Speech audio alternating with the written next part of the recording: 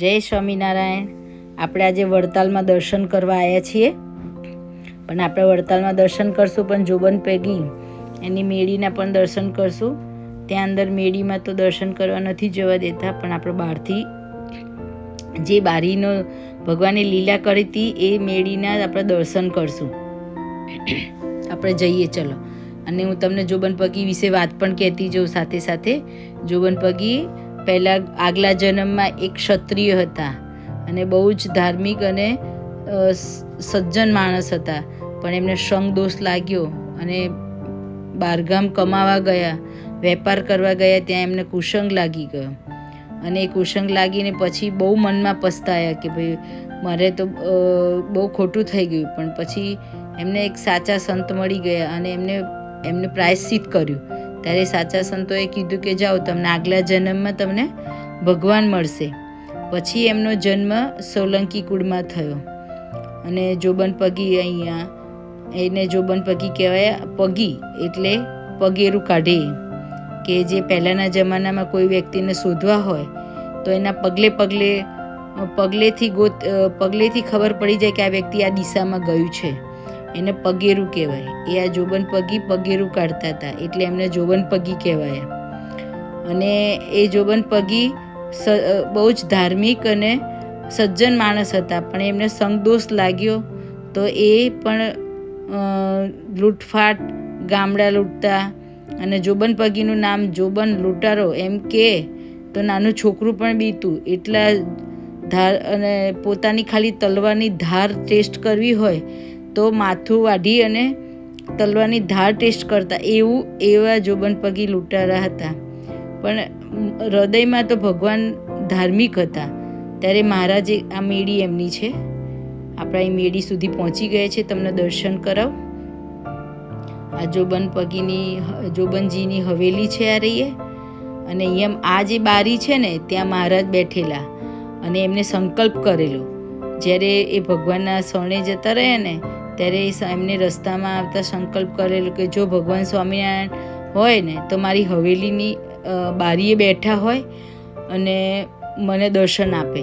ત્યારે જોબન પગી જ્યારે એવો સંકલ્પ કરીને આવ્યા ને ત્યારે મહારાજે તે બારીમાં બેઠેલા હતા. ત્યારે જોબન પગી બહુ જ ખુશ થઈ ગયા અને ભગવાન અને નાચવા અને કૂદવા માંડ્યા. એ આ હવેલી છે, અંદરથી આપણને દર્શન થતા નથી, હવેલી બંધ છે. એટલે આપણે બહારથી ખાલી આ બારીના દર્શન કરીએ. જે મહારાજ અહીંયા બેઠેલા એ આ પ્રસાદીની જગ્યા છે જોબન પગીના સંકલ્પથી. પછી જોબન પગી લૂંટફાટ ને બધું કરવા માંડ્યા. પણ પછી જ્યારે એમને એ પહેલાં મહારાજ જ્યારે વન વિચરણ વખતે અહીંયા આવ્યા ત્યારે એમને જોબન પગીના સાથે મેળાપ થયેલો. એટલે જોબન પગી એમને પોતાના ઘરે જમવા બોલાયેલા. પછી જ્યારે જોબન પગીને મળ્યા અને ત્યારે એમના ઘરમાં કોઠી હતી, ત્યારે પૂછ્યું કે આમાં શું છે, તો કે એમને અને એમાં જનોઈઓ છે બધી જેટલા. પછી એમને કીધું કે આમાં જનોઈઓ છે અને આમાં કાંકરા છે, જેટલી વ્યક્તિ માર્યા એની ગણતરી અને જનોઈઓ છે, મેં આટલા બધા જણને માર્યા છે. એવા આ જોબન પગી હતા. પણ પછી ધીમે એક વખત મહારાજ જ્યારે સત્સંગમાં આવ્યા વન વિચરણ પછી, ત્યારે એમને એવું થયું કે ચલો ડભાણમાં મહારાજ યજ્ઞ કરે છે તો સ્વામિનારાયણની ઘોડી બહુ સરસ છે, તો આપણે ઘોડી ચોરવા જઈએ. જ્યારે જોબન પગી જ્યારે ઘોડી ચોરવા આવ્યા, ભગવાનનો ભક્ત બનીને આવ્યા એટલે કોઈ ઓળખી શકે નહીં. જ્યારે એ ઘોડી ચોરવા ગયા ઘોડશાળમાં ત્યારે એમને સ્વામિનારાયણ પહેલાં જોઈ આવ્યા કે ભગવાન શું કરે છે, ત્યારે સૂતેલા જોયા. પછી ઘોડશાળામાં ગયા ત્યારે જોયું તો ભગવાન ઘોડીએ દેખાણા. એવી રીતે 3 દિવસ સુધી એમને રાત્રિ અને દિવસ સુધી એમને એ કર્યું. ત્યારે એમના પાપ બળી ગયા ભગવાનની દ્રષ્ટિ પડતા, દર્શન થતા.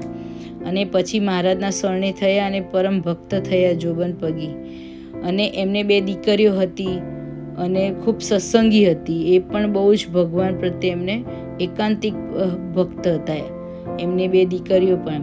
અને જોબન પગી એક વખત વડતાલમાં જ્યારે ગઢડામાં મહારાજ અક્ષરોડીમાં હતા અને જ્યારે એમના મોજડી હતી ત્યારે જોબન પગીએ સંતાડી દીધી અને કીધું પછી મહારાજ કે મારી મોજડી ક્યાં ગઈ? ત્યારે જોબન પગે એવું કીધું કે તમે ચાલો અને હું તમારા પાછળની મારી ચરણ રથ લેવી છે એટલે મેં સંતાડી દીધી છે. એટલે મહારાજ ચાલ્યા અને જે બધી ચરણ રથ લઈ લીધી થેલામાં, અને એમને નિયમ હતો એ ચરણ રથ જે લીધી એ જમતી વખતે રોજે જોડે લેવાની. અને જો રોજે નિયમ, પછી એક દિવસ એમને જમતા થાળીમાં ના આવી, પૂછી ઘરના માણસોને પૂછ્યું કે આજ કેમ ચરણ રજ નથી. ત્યારે ઘરના માણસે કીધું કે ખલાસ થઈ ગઈ. ત્યારે એમને એમ કીધું કે તો બસ હવે મારો અંત સમય આવી ગયો, એમ ભગવાન મને હવે તેડવા આવશે. હવે પછી તો એમને ખાધું પીધું નહીં ચરણ રજ વગર, એટલી ભગવાનના ચરણ રજનો એમને મહિમા હતો. અને પછી એમને ખાધા પીધા વગર પોતાનો દેહ છોડી દીધો અને અક્ષરધામમાં ગયા. પણ જ્યારે જોબન પગી પોતાની મિલકત મંદિર બનાવવા આપી દીધી. જ્ઞાનબાગમાં પણ એમની જગ્યા છે, આ પણ મંદિર પણ ભગવાનની જ જગ્યા, જોબન પગીની જ જગ્યા છે. અને આટલું સરસ મંદિર થયું અને મોટા પરમ ભક્ત થઈ ગયા જોબન પગી. અને આપણે આ દર્શન કરીએ છીએ, આપણને આટલો બધો લાભ થાય છે. ચલો આપણે દર્શન કરીએ. લક્ષ્મીનારાયણ દેવની જય, રણછોડ રાયની જય, હરિકૃષ્ણ મહારાજની જય.